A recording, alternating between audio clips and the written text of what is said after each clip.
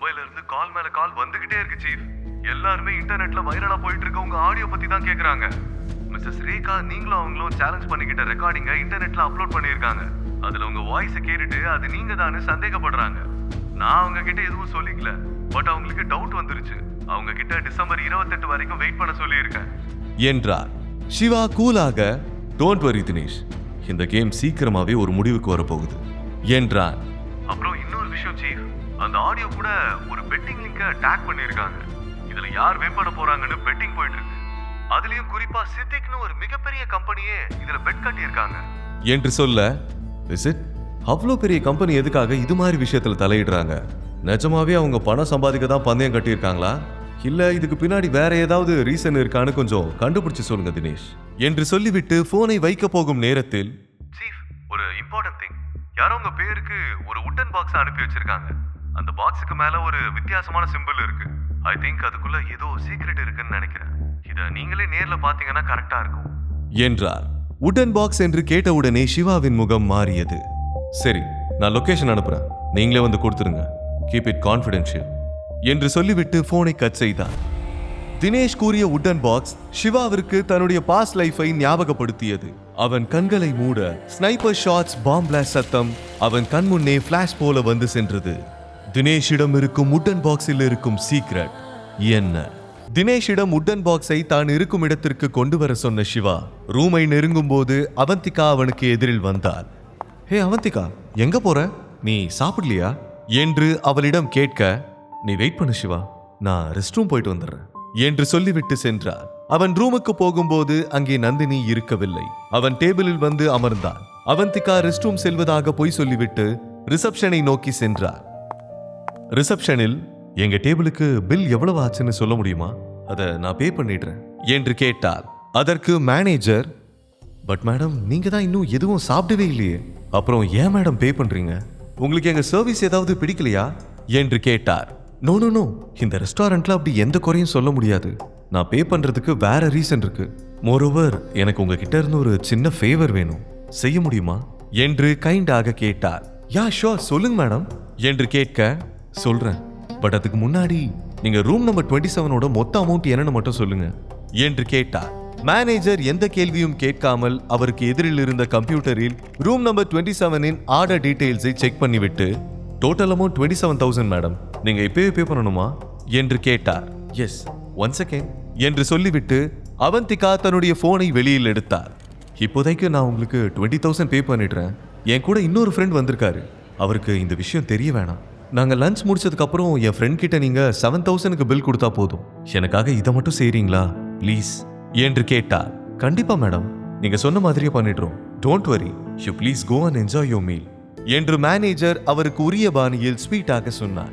அப்போது யாரோ ஒருவர் அவளுக்கு பின்னால் இருந்து, அவந்திகா நீயா என்று கேட்க, பரிட்சயப்பட்ட அந்த குரலை கேட்டவுடன் அவந்திகா பின்னால் திரும்பி பார்த்தார். அங்கே சஞ்சய் நின்று கொண்டிருந்தார். சஞ்சயா என்று தனக்குத்தானே கேட்டுவிட்டு சட்டென திரும்பிக் கொண்டார். அவளுக்கு சஞ்சயை பார்த்தவுடன் பயம் வந்துவிட்டது. அவன் சிறு வயதில் இருந்தே அவந்திகாவை ஃபாலோ பண்ணி கொண்டிருக்கிறான். அவனை கண்டாலே அவந்திகாவுக்கு பிடிக்காது. அவனும் அவந்திகாவும் ஒரே ஸ்கூலில் தான் படித்திருந்தார்கள். அவள் ஸ்கூல் படிப்பை முடித்த பிறகு அவனுடைய தொல்லை இல்லாமல் இருந்தது. சஞ்சய்க்கு அவள் எங்கே இருக்கிறாள் என்று தெரியாததால் அவன் அவளை டிஸ்டர்ப் பண்ணவில்லை. ஆனால் இன்று அவனை பார்ப்போம் என்று அவள் கனவிலும் நினைக்கவில்லை. அவனை பார்த்தவுடன் மீண்டும் அவளுக்குள் அதே பயம் வந்துவிட்டது. அவந்திகா அவனை பார்த்ததும் பார்க்காதது போல நின்று கொண்டிருந்தாள். வேண்டுமென்றே அவனை பார்ப்பதை தவிர்த்தாள். செல்போனில் பிஸியாக இருப்பது போல காட்டிக்கொண்டாள். அதற்குள் மேனேஜர் பில் கொடுக்க, நீங்க 7,000க்கு பில் கொடுத்தீங்கன்னா நிச்சயம் ஃப்ரெண்டுக்கு சந்தேகம் வந்துடும். அதனால பில் கொடுக்கும்போது நீங்க அவன்கிட்ட, நீங்க தான் டுடேஸ் லக்கி கஸ்டமர், அதனால உங்களுக்கு 60% டிஸ்கவுண்ட் கொடுத்துருக்கோம்னு சொல்லிடுங்க. அவன் பாவம், எனக்காக இவ்வளோ பெரிய ட்ரீட் ஏற்பாடு பண்ணிட்டான். அவனை கஷ்டப்படுத்துறதுல எனக்கு இஷ்டம் இல்லை, ப்ளீஸ் மறக்காம சொல்லிடுங்க. இதை சொல்லிவிட்டு அவள் வேக வேகமாக அங்கிருந்து விலகி செல்ல நினைத்தாள். சஞ்சய் அவளையே வித்தியாசமாக பார்த்து கொண்டிருந்தார். அவந்திகாவுக்கு தன்னை அடையாளம் தெரியவில்லை என்று நினைத்தவன், ஹே அவந்திகா, உனக்கு நிஜமாவே நான் யாருன்னு தெரியலையா என்று கேட்டான். அவளால் எப்படி அவனை மறக்க முடியும்? ஸ்கூல், வீடு என எல்லா இடங்களிலும் தொடர்ந்து அவளை விடாமல் ஃபாலோ பண்ணிக்கொண்டே இருப்பான். தெரியாதது போல காட்டிக்கொண்டு அங்கிருந்து நழுவி விட வேண்டும் என்பதற்காகத்தான் அவள் அப்படி நடந்து கொண்டாள். சஞ்சய் அவளுக்கு அருகில் நடந்து கொண்டே, ஹே கொஞ்சம் நில்ல அவந்திகா, நீ ஏன் என்ன அவாய்ட் பண்றேன்னு என்னால புரிஞ்சுக்க முடியுது. நான் இப்போ முன்ன மாதிரி இல்ல அவந்திகா, ரொம்ப மாறிட்டேன். இஃப் யூ டோன்ட் மைண்ட், இன்னைக்கு நீ என் கூட லஞ்ச் சாப்பிட வாயேன். எனக்கு உன்கிட்ட கொஞ்சம் பேசணும். என் ஹார்ட்ல இருக்கிறத ஓப்பனா உன்கிட்ட எக்ஸ்பிரஸ் பண்ணணும். அதுக்கப்புறம் நீயே என்னை பத்தி புரிஞ்சுக்குவ. ப்ளீஸ், ஒரே ஒரு தடவை நான் சொல்றது கேளு ப்ளீஸ் என்று கெஞ்சிக்கொண்டே அவளோடு சேர்ந்து நடந்தாள். ஆனால் அவந்திகா சஞ்சயை கண்டு கொள்ளவே இல்லை. அவள் வேகமாக வாஷ்ரூமை நோக்கி நடந்தாள். சஞ்சயும் அவளை விடாமல் பின்தொடர்ந்தார். அவந்திகாவை நேரில் பார்த்த பிறகு அவனது பொறுமை உடைந்து விட்டது. அவளை மிஸ் பண்ண அவன் தயாராக இல்லை. சிறுவயதிலிருந்தே அவள் தன்னை அலட்சியப்படுத்துவதை தாங்கிக் கொண்டிருந்தவன் இன்று பொறுமையை இழந்து விட்டான். அவந்திகா வாஷ்ரூமுக்குள் போவதை பார்த்தவுடன் அவனும் உள்ளே வந்து கதவை மூடினான். அதை பார்த்தவுடன் அவந்திகா பதறிவிட்டாள். அவள் ரியாக்ட் செய்வதற்குள் சஞ்சய் வேகமாக அவளை நெருங்கி வந்து அவள் கையை பிடித்தான். வேகமாக தன்னை நோக்கி இழுத்து, என்னடி உனக்கு அவ்வளோ திமிரு? உன் பின்னாடி சுத்தி வந்தா அவ்வளோ கேவலமா போச்சா? எனக்கு என்ன குறைச்சல்? ஏன் உனக்கு என் மேல இவ்வளோ வெறுப்பு? நான் தான் மாறிட்டேன்னு சொல்றேன்ல, நீ எனக்கு சொந்தமானவ. லவ்ல சரி தப்புன்னு எதுவுமே கிடையாது. நான் உன்னை லவ் பண்றேன், எனக்கு நீ வேணும் என்று சொல்ல அவந்திகா வெறுப்போடு, முதல்ல இங்க இருந்து வெளியே போ சஞ்சய்.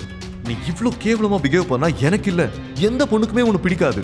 தயவு செஞ்சு வடிய விடு, இல்லனா சத்தம் போட்டு ஊரை கூட்டிடுவேன் என்று வார்ன் செய்தாள். என்னதான் அவள் சஞ்சய்க்கு எதிரில் தன்னை தைரியமானவளாக காட்டிக்கொண்டாலும் உள்ளுக்குள் பயந்து கொண்டுதான் இருந்தாள். அவன் அவந்திகாவை சுவற்றில் சாய்த்து, முடியாது, நீ என்ன வேணா பண்ணிக்க. நீ சத்தம் போட்டா உனக்கு தான் அசிங்கம். நீயும் நானும் மட்டும்தான் இங்க இருக்கோம். நான் ரொம்ப நாள் பொறுமையா இருந்துட்டேன். இதுக்கு மேல என்னால பொறுமையா இருக்க முடியாது. நான் உன்னை எவ்வளவு லவ் பண்றேன்னு உனக்கு தெரியாது. என்னோட ஆசைகள் நிறைவேற வேண்டிய நேரம் வந்துருச்சு என்று சொல்லிக்கொண்டே சஞ்சய் வெறி பிடித்த மிருகம் போல அவள் மீது பாய்ந்தான். அவன் அவந்திகாவை நெருங்குவதற்குள் வாஷ்ரூம் கதவு டமால் என்ற சத்தத்தோடு வேகமாக திறக்க ஒரு ஜர்க்கோடு சஞ்சய் நின்று விட்டார். அவன் எதிரில் சிவா நின்று கொண்டிருந்தார். உடனே அவந்திகா ஓடி வந்து சிவாவுக்கு பின்னால் ஒளிந்து கொண்டார். சிவாவின் கண்கள் கோபத்தில் சிவந்திருந்தது. அவன் சஞ்சயை பார்த்து முறைத்தார். ஆனால் சஞ்சய் சிவாவை பார்த்து சிரித்தபடி, வாடா ஹீரோ, என்னடா இன்னும் அவளை காப்பாத்த எவனும் வரலையேன்னு நினைச்சேன். எதுக்குடா என்கிட்ட அடி வாங்குறதுக்குனே வரீங்க என்று சொல்லிக் கொண்டிருக்க சிவா ஏற்கனவே உச்சக்கட்ட கோபத்தில் அவனை முறைத்துக் கொண்டிருந்தார். அவந்திகா, வாடி வெளியில என்று சொல்லிக்கொண்டே சிவாவை நெருங்கி வந்து அவளை எட்டி பிடித்து இழுக்க நினைத்தான். சிவா சடனாக அருகில் இருந்த டஸ்ட்பினை எடுத்து சஞ்சயின் காலில் வேகமாக அடித்தார். சஞ்சய் வலி தாங்க முடியாமல் என்று அலறியபடி காலை தூக்கி பிடித்தபடி குதித்தார். ஆட்டம் அப்போதுதான் சூடு பிடிக்க ஆரம்பித்தது. சிவா அவன் காலரை பிடித்து தூக்கி வயிற்றில் வேகமாக ஒரு குத்து விட்டார். சஞ்சய் பறந்து சென்று கண்ணாடியில் மோதி வாஷ் பேசின் மீது விழுந்தான். பிறகு சரிந்து கீழே விழ அவன் மூக்கில் இருந்து ரத்தம் வடிய ஆரம்பித்தது. ஆனாலும் சிவாவின் கோபம் இன்னும் அடங்கவில்லை.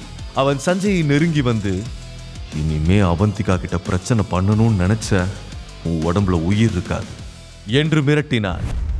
அவன் கண்களில் தெரிந்த கோபத்தை பார்த்து சஞ்சய் பயந்து நடுங்கியபடி எழுந்து நிற்க முயற்சி செய்தான். சிவா அவன் கழுத்தை பிடித்து மேலே தூக்கினான். பின் அவனை வாஷ்ரூமுக்கு வெளியே இருந்த ஒரு மீன் தொட்டி மீது வீசி எறிய அந்த காலியான மீன் தொட்டி உடைந்து நொறுங்கியது. கண்ணாடி துண்டுகள் தரையெங்கும் சிதறி கிடக்க அதற்கு நடுவில் சஞ்சய் தரையில் மீனை போல துடித்துக் கொண்டிருந்தார். ப்ளீஸ் ஹெல்ப், ஹெல்ப் என்று கத்தினார். கண்ணாடி உடையும் சத்தம் கேட்டு அந்த இடத்தில் கூட்டம் கூடிவிட்டது.